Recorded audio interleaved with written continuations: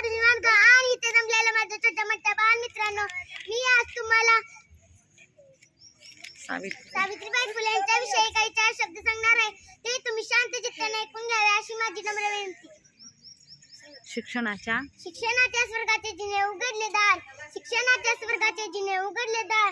तीच सावित्री आज जगाची शिलेदार, तीच सावित्री आज जगाची शिलेदार. सन्मान्य व्यासपीठ, व्यासपीठावरील मान्यवर, इथे जमलेल्या माझ्या छोट्या मोठ्या बालमित्रांनो, सर्वांना माझा नमस्कार.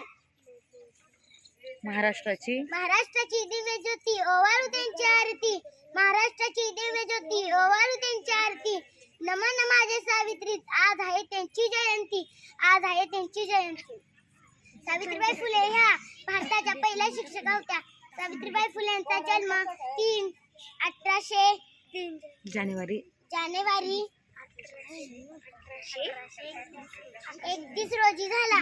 त्यांच्या सातारा जिल्ह्यातील नायगाव या गावी झाला. शेतकरी कुटुंबातील झाला. त्यांच्या वडिलांचे नाव खंडोजी नेवसे पाटील असे होते. त्यांच्या आईचे नाव लक्ष्मीबाई असे होते. सावित्रीबाई फुले यांचा विवाह 1840 मध्ये झाला. वयाच्या 9व्या वर्षी झाला आणि 12व्या वर्षी झाला. ज्योतिराव फुले हुशार होते. ज्योतिराव फुले खूप हुशार होते.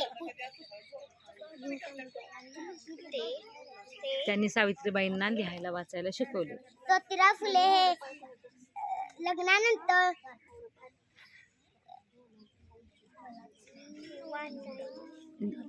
लिहायला वाचायला शिकवले. एवढे बोलून मी माझ्या भाषणाचं जय हिंद.